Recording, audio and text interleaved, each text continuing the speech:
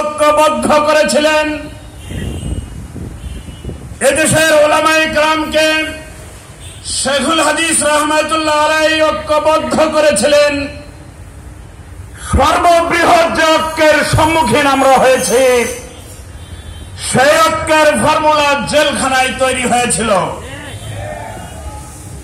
মুফতি আমির হামজার বক্তব্যে বলতে হয় যে মামুনুল হক সাহেব বলেছিলেন, আমির হামজা এবার বের হয়ে সকলকে ঐক্যবদ্ধ করেই ছাড়বো ইনশাআল্লাহ।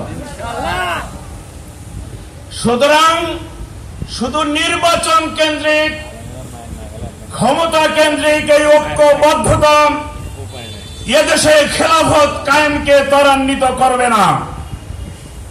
আমাদের সামাজিকভাবে ঐক্যবদ্ধ হতে হবে, নিজেদের ভিতরের বিভেদগুলোকে কমিয়ে আনতে হবে।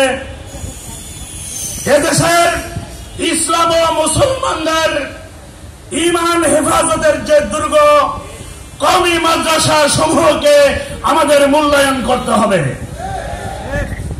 আমাদের মনে রাখতে হবে, সারা দেশের রাজপথে গলিতে যতই মিছিল হোক না কেন, কওমি উলামায়ে কেরামের মুখ থেকে যতক্ষণ না আমরা সমর্থন আদায় করতে পারছি, ততক্ষণ এই দেশে ইসলামী রাষ্ট্র ব্যবস্থার কল্পনাও করা যায় না।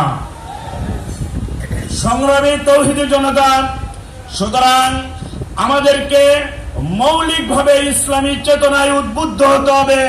কোন ব্যক্তিগত সাংগঠনিক চেতনার উদ্বুদ্ধতার মাধ্যমে ঐক্যবদ্ধ আশা করা যায় না। আমরা আমাদের ছেলে মেয়েদের, আমাদের পরিবারে, আমাদের সমাজে, মসজিদে সকলকে জাতীয়ভাবে ঘোষণা করতে হবে, উলামায়ে কেরামের নিরাপত্তার জন্য সকল ইসলামী সংগঠনের নেতা কর্মীরা বলিষ্ঠ ভূমিকা রাখবে ইনশাআল্লাহ। আল্লাহ তাআলা বগুড়ার উলামায়ে কেরামের এই ঐক্যবদ্ধতাকে আমাদের কাঙ্ক্ষিত লক্ষ্যে উপনীত হওয়ার আগ পর্যন্ত অটুট রাখার তৌফিক দান করুন। ওমা তাওফীকি ইল্লা বিল্লাহি। আসসালামু আলাইকুম ওয়া রাহমাতুল্লাহি ওয়া বারাকাতুহু।